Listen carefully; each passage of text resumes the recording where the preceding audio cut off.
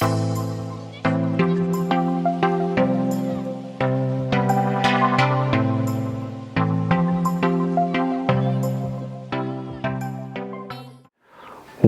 going on, collectors? This is Parlay Jay here with you today. And on today's episode, I'm going to be talking to you about the importance of keeping your cards very well sorted and how that actually optimizes your income when you're selling your cards.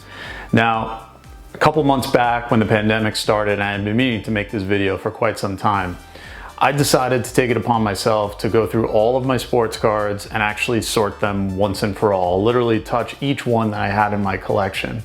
Now, my collection is not gigantic, but it's not small either. I probably had, I'd say, about 6 or 7 boxes of cards and maybe 4 or 5 books of cards, and then a bunch of top loaders randomly. Since we were in the pandemic and there wasn't a whole heck of a lot else to do, I would go through every single one of my cards and sort them so that this way I could easily go and figure out what sport, what player, what card type, what year, what team, and so on. If I wanted to sell, trade, set build, just look up what I have or what have you. So I took some footage, some time-lapse footage about some of the sorting process, which I will play here.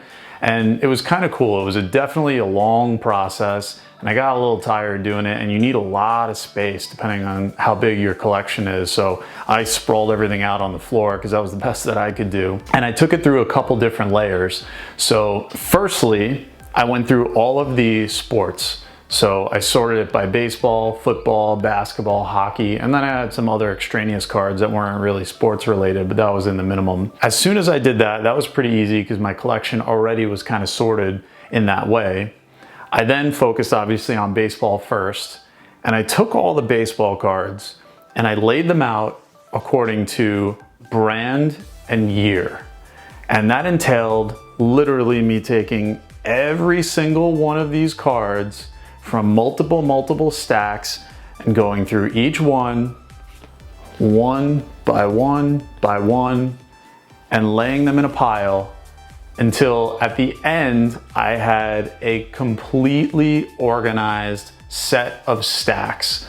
Now, there's a couple different ways you could do this, and the one that worked best for me was I had to make 2 passes at it. So like I said, since I was lucky and my cards were already sorted by sport, I was able to jump right in and do card type and year. So I actually laid things out on the floor with the most important card type being tops as the first row. And then I would line up every single card vertically in the same year so that mentally I knew where exactly to go with it. Now you can make this even easier on yourself, and you could make a grid on the floor. You could use Post-it notes and write the years, kind of like a big Excel sheet. Put the years for the columns and the brand of card for the rows. That's another really good way to do it so that your head kind of stays screwed on right as you're sorting through all these cards over so much time. I definitely got card fatigue after doing this for so long, and I had to take breaks. And what you end up seeing is the full breadth of your collection, which is really good for you to get a handle on. And once I finally got through laying out all of my baseball cards in such a way that they were in brand and year order, now was where the magic happened. So I then had to make the second pass at all of the cards, and I actually created a template for this. I just took some pieces of paper and I taped them together, and you can go way fancier than this if you want. I wrote on the piece of paper spots the size of a stack of cards with a little bit of space around it for each team in alphabetical order. And I chose to do it by team name, so the A's and the Angels at the beginning and White Sox and Yankees at the end. And then I also made a space for things like checklists and whatnot after that.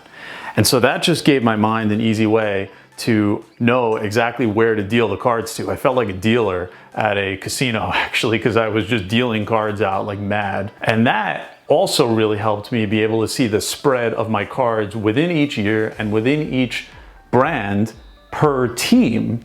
And so as I laid out all the cards per team, when I picked them up and I was finally done with each year/brand run of this, I was then able to look at the players. And luckily my collection is not gigantic, So I was able to take, maybe a stack, let's say this big of a team, and go through each one and able to see where I had duplicates of the same player. So then I could put the players all together. So at the end of everything, when I was finally all said and done, and had a lot of beers during this process because there was nothing else left to do, I ended up with boxes, and I chose not to go with books because of the risk of putting the card in and out of the sheets and damaging them.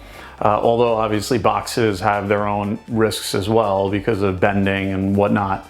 But I chose to go with boxes. I bought brand new boxes so I could store everything fresh.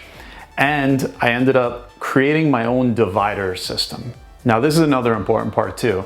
Once you have all these cards organized in such a way, now you want to be able to go straight to them. Like, remember back in the day, if you were, my age, and you would go to a library and they had this thing called a card catalog. It was a drawer you would pull out, and it would have index cards with tabs, so you can go straight to a letter or a section. Well, it's kind of like that. So as you have your box of baseball cards, sports cards, whatever cards, I created dividers, and those dividers were broken down by year and brand. And each box, of course, only held, a sport, baseball or football or what have you. So at the end of it, I could easily pick through a full box of cards, and as long as I labeled the box with something that is replaceable, because as your collection grows and shrinks, you don't want any permanent marking on those boxes. You kind of want something that you could slide in and out of, like a window, and interchange, just in case the box, held between 1990 and 2000, and now it's, all 1990 to 98. So you want to be able to change that label. So the dividers that I used, there's two ways you can go with it. You can actually buy them online. They're really nice plastic material from guys like BCW. Or you could try to save the money, because those things have gotten really expensive since the coronavirus hit, because all this plastic that has been shipped from China, our top loaders, our penny sleeves, have gotten more expensive. So I created my own, and what I did there is I actually purchased a very cheap one of those paper slicers so I can get a nice straight cut. And then I would take cardboard just from boxes that were delivered from Amazon or what have you. And on those, I measured out, the size of a baseball card, and I went a little bit bigger and a little bit taller. And I just made about 100, 200 of those dividers out of cardboard, and they were all nice and even. And then I could write in pen on the very top, 1993 tops, 2005 tops, or whatever. And that could easily become the dividers between all the cards.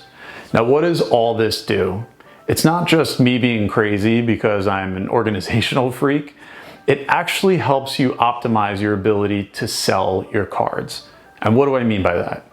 If you have a collection like mine, and I decided that I wanted to start to liquidate some of them, a really important way of making cards desirable to certain collectors and buyers is grouping them by player and by team. Now, a lot of folks buy specific players, and a lot of folks are fans of a specific team. I, for example, at one point decided to buy a lot on eBay of Pittsburgh Pirates cards from the 60s and 70s. Now, they were all commons. They were probably worthless. The guy that sold them was probably just happy to make a couple bucks off them. But because I'm a Pittsburgh Pirates fan, I see value in that. And whether it was $20, $30, I actually wanted to have that piece of Pirates history of all these cards from years that I've never had before in my possession. So in the same way, that is what you're doing by organizing your cards. You're getting yourself ready for when you know that there is somebody who wants to buy a team or a player. And there's lots of different ways that you can put that up for sale, whether it be on eBay, on Facebook, on Twitter. There are numerous platforms that you can place your cards up for sale and find very willing buyers. What it also allows is when somebody inquires to you and says, hey, do you have any Chipper Jones cards?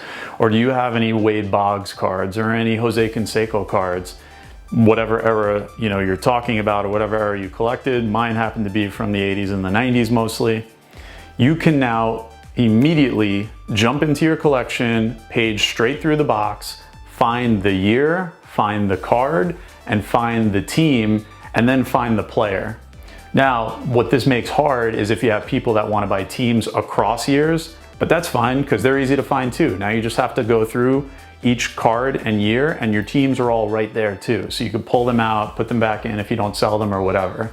But the bottom line is agility in card selling is the way to optimize. If you got a request to buy Chipper Jones cards and your cards were just completely sewn across books and boxes, you would not even bother to take the time to find them, nor would you be able to respond quick enough to be able to make the sale. So having things organized is of the utmost importance to optimize your income when you are investing and selling sports cards. It is also really important for modern cards. Now, let's say you're a guy that likes to buy packs, you like to do box breaks, maybe you like to buy boxes of cards. If you're into buying 2020 tops, 2019 tops, the key here is to keep these organized as you go. And so what that means is having this piece of paper at the ready, and it's probably hard to see, but this is where I wrote all the spaces for all the cards for every team that is in baseball. And so whenever you buy a box of cards, you could just whip that paper out. It's a placemat, throw it on there. Once you rip them, quickly sort them because it'll be in a manageable stack like this instead of having a monstrous set of boxes that'll take you days and be daunting. You do that very quickly, you put it in your box, and you're all set to go. Now I have another video on another way to sort more modern cards, which takes you a layer deeper.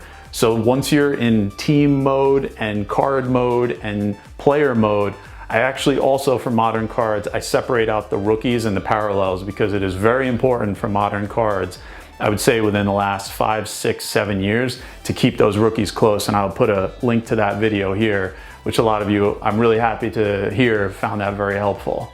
And you also always want to keep your rookies close because you never know who's going to have a breakout season ever, especially if you're a Bowman collector. And Bowman, as we all know, are young guys who haven't even hit the big time yet. And then once they do, you're going to want to grab them because those card values are going to skyrocket when they're on fire. So guys, this is the key to keeping your collection liquid and being able to optimize your sales revenue whenever you please. Don't take stacks like this and just leave them. Please organize them.